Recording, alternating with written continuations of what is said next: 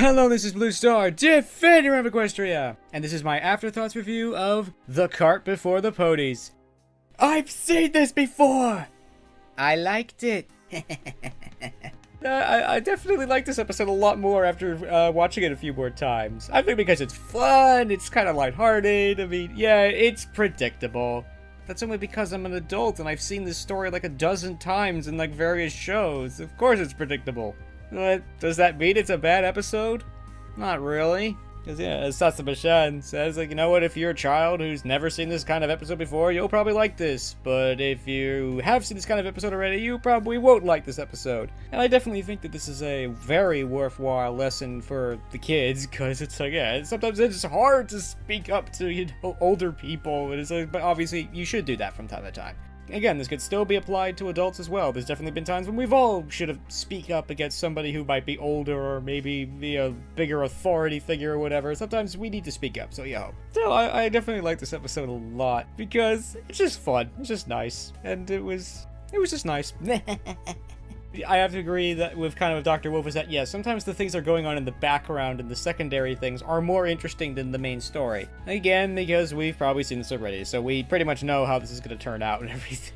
But at the same time, you know, this episode did end a little differently than, you know, these kinds of episodes usually do, as sasamichan said. Usually these kinds of episodes end with, it's like, oh, we lost to Derby and everything is bad, which in some cases is actually a good thing. But you know what? It was kind of good that we're just going to do the race over again. And I like that because, unfortunately, everyone lost. The main six have literally destroyed the competition. Not only their competitors, but the race itself has been destroyed. Because all the race carts themselves have been destroyed horrifically.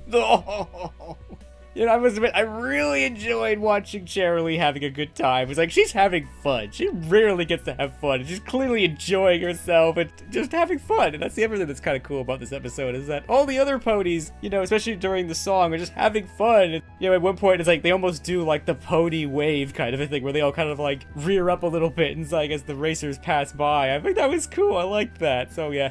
This is probably why Cherylee doesn't have a problem with doing the race over again. It's like, she says it herself. It's like, you know, I rarely get to say this twice in 1 year, so yay! Two very interesting things from Anna Madsen and another from sasamichan. First, Anna Madsen is that, it's like, ooh, an interesting thought is that, well, you know, if the Cutie Mark Crusaders really wanted to do these different things, why didn't they ask one of the other main six to help them? I actually like that idea. That's a good point. Of course, that would have destroyed the story, and it also would have been heartbreaking to the main six. What, Apple Bloom? You didn't pick me? But I'm your big sister. How could you? But I kind of like that idea, though.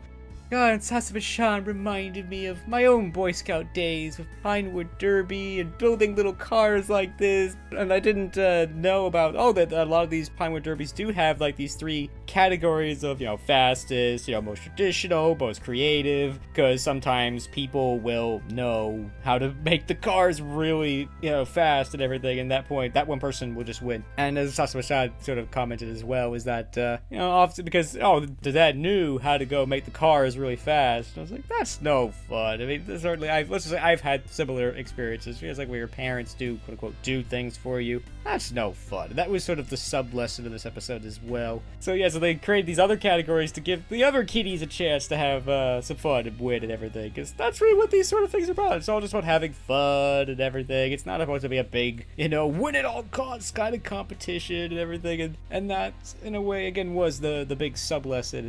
And, yes, but anyway, it's like a Pinewood Derby. Good times, good times. Wait a minute. Pinewood Derby. Applewood Derby. Wait a minute. It all makes sense to me now. They carve a life-size car out of a giant block of wood, just like in the Pinewood Derby, except you make a small car out of a small block of wood. It's a life-size version of the Pinewood Derby. I could see everything. I love that. That's great. Another thing with the races is like, oh, Mario Kart. That hadn't occurred to me because Mario Karts have engines and these don't, you know, so but I could see that, and it's like, yeah, Dr. Wolf commented, oh, maybe they're seeing if this would work as a video game. maybe, but I honestly don't see that. I think this was just a fun thing for the kiddies to do and everything.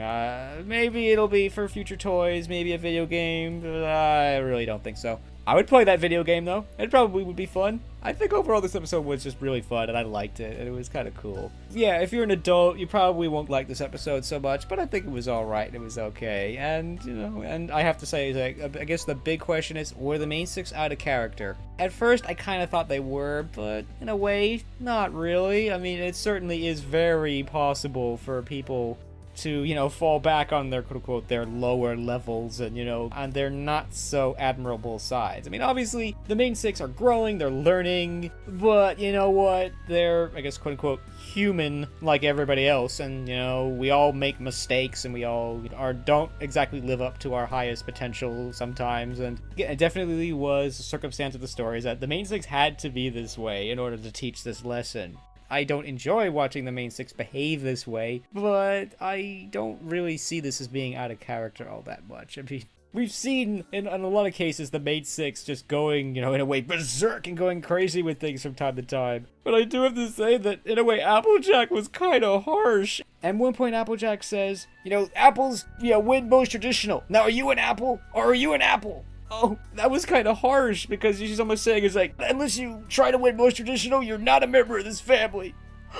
That's kind of harsh. I mean, fortunately, Apple Bloom didn't take that way, and maybe it's not really meant that way, but that's harsh. But I like that as well, is that, you know, they're presenting almost in a way the three main reasons of, in a way, why adults go, quote-unquote, berserk this way. They go too far. It is tradition. It is our family tradition to win this race, and to win it this way. Or, with Rainbow Dash, it's like, oh, I want to relive my childhood. I want you to have as much fun as I did when I was a kid. And with Rarity, I want to avenge my crushing defeat as a child because I lost most creative to Derpy. Her cart was ugly. How could I lose to Derpy? No!